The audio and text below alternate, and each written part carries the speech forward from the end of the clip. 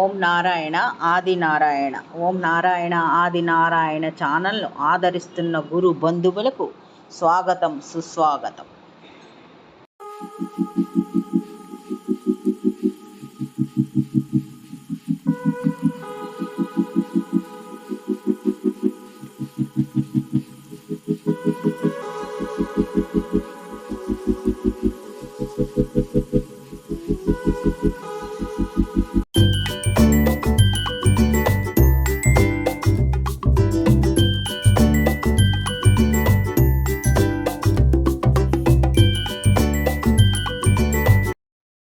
ఓం నారాయణ ఆది నారాయణ. ఓం శ్రీ భగవాన్ వెంకయ్య స్వామిని నమ. ఆశ్రిత జనరక్షకుడు, దీనజన బాంధవుడు శ్రీ భగవాన్ వెంకయ్య స్వామి వారి పాద పద్మములకు నా ప్రణామం. సమస్త సగుణ రూప నిర్గుణ రూప గురుదేవుల పాద పద్మములకు నా నమస్సుమాంజలి. ఈనాటి దివ్యానుభవం శీర్షికలో శ్రీ భగవాన్ వెంకయ్య స్వామి వారిని క్షవరం చేసిన గిడిగి వెంకయ్య అనే భక్తుడు అనుభవాలు ఇప్పుడు స్మరించుకుందాం. ఈ అనుభవాలు శ్రీ అల్లు భాస్కర్ రెడ్డి గారు నిర్వహించిన విశిష్ట సత్సంగంలో వివరించిన అనుభవాలు ఇవి. వారి ఈ గిడిగి వెంకయ్య గారి అనుభవంలో ఇలా ఉన్నాయి. వీరిది కలిచేడు గ్రామం. వీరి ఊరిలో 4 మంగళ షాపుల వరకు ఉంటాయి. అయినా వీరిని మాత్రమే శ్రీ భగవాన్ వెంకయ్య స్వామి వారికి క్షవరం చేయడానికి తీసుకెళ్లేవారు. ఆ రోజుల్లో షేవింగ్ చేయాలంటే 20 పైసలు తీసుకుండేవారు. అదే హెయిర్ కటింగ్ అయితే ₹1 లేక 75 పైసలు ఇచ్చేవారు. అప్పుడు శ్రీ భగవాన్ వెంకయ్య స్వామి వారు కలిచేడులో ఈశ్వరమ్మ నరసారెడ్డి గారు వారి ఇంట్లో ఉన్నారనమాట. ఆ ఈశ్వరమ్మ గారు స్వామివారంటే చాలా భక్తి శ్రద్ధలు ఎక్కువ ఆమెకు. ఆమె అంటే స్వామివారు వస్తున్నారంటే ఆ ఇంట్లో పండగ వాతావరణం ఉండేది. ఈయన పిలిచేటప్పటికి కూడా ఈ గిడిగి వెంకయ్య గారిని పిలిచేటప్పటికి కూడా శ్రీ భగవాన్ వెంకయ్య స్వామి వారు ఈశ్వరమ్మ గారి ఇంట్లోనే ఉన్నారు.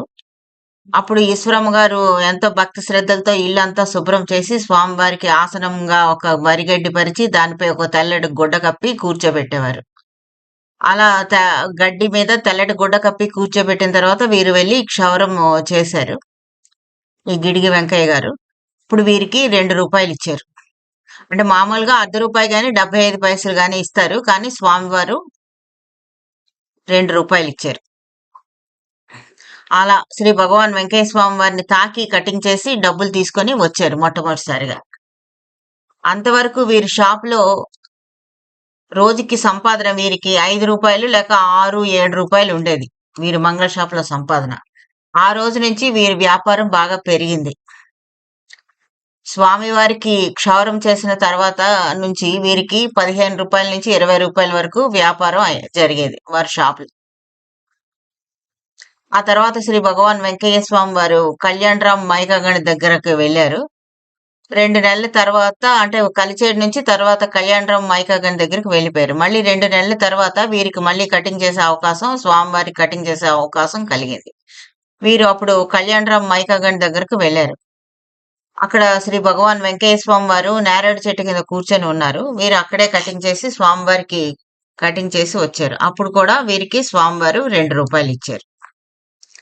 ఆ తర్వాత మళ్ళీ 3 నెలల తర్వాత కళ్యాణరామ్ మైకాగణి దగ్గర వీరు కటింగ్ చేసి వచ్చిన తర్వాత 3 నెలలు అయిపోయిన తర్వాత వీరి ఊర్లో అంటే కలిచేడులోనే చిట్టమ్మ అనే ఒక బ్రాహ్మణుల ఇంటికి శ్రీ భగవాన్ వెంకయ్య స్వామి వారు వచ్చారు. అప్పుడు వారింటికి వీరిని తీసుకొని వెళ్ళారు కటింగ్ నిమిత్తం.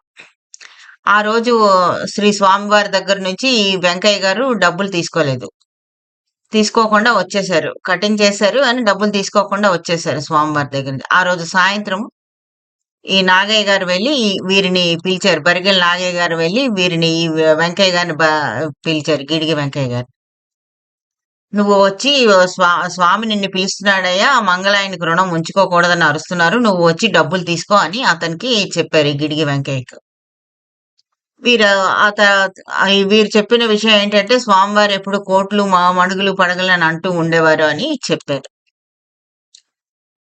వీరు అదే విధంగా వెళ్ళి డబ్బులు తీసుకున్నారు. ఆ తర్వాత వీరు భగవాన్ వెంకయ్య స్వామి వారిని ఏమీ అడగలేదు. స్వామివారు వీరికి ఏమీ చెప్పలేదు.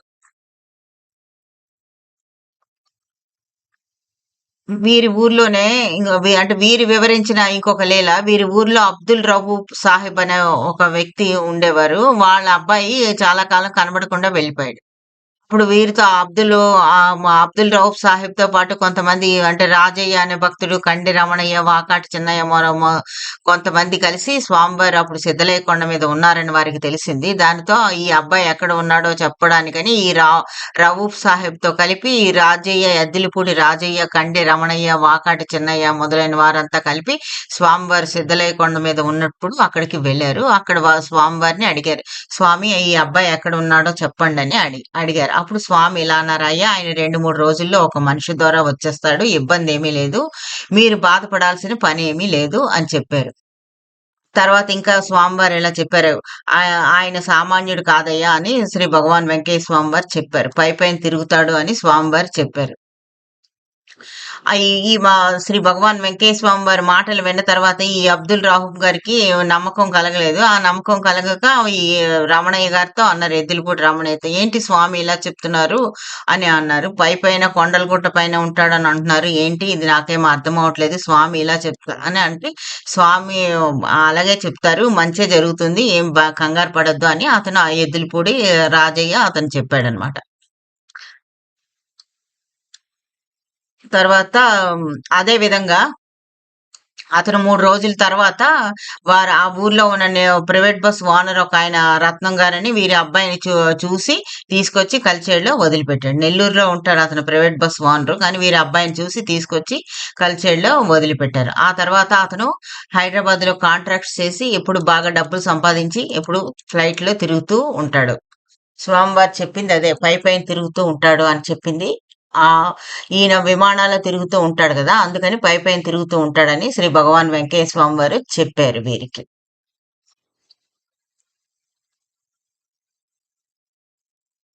వీరు వివరించిన ఇంకొక లీల, వీరు ఈ వెంకయ్య గారి తల్లికి అనారోగ్యం చేసింది. ఆపరేషన్ చేయవలసొచ్చింది.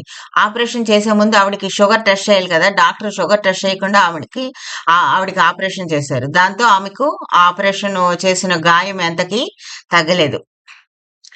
దాంతో ఆమెకు కొంచెం ప్రమాదం అయింది. అప్పుడు శ్రీ భగవాన్ వెంకయ్య స్వామి వారికి వేడుకుంది. స్వామివారు స్వప్న దర్శనమిచ్చి ఆమెను స్వప్నంలోనే తాకారు.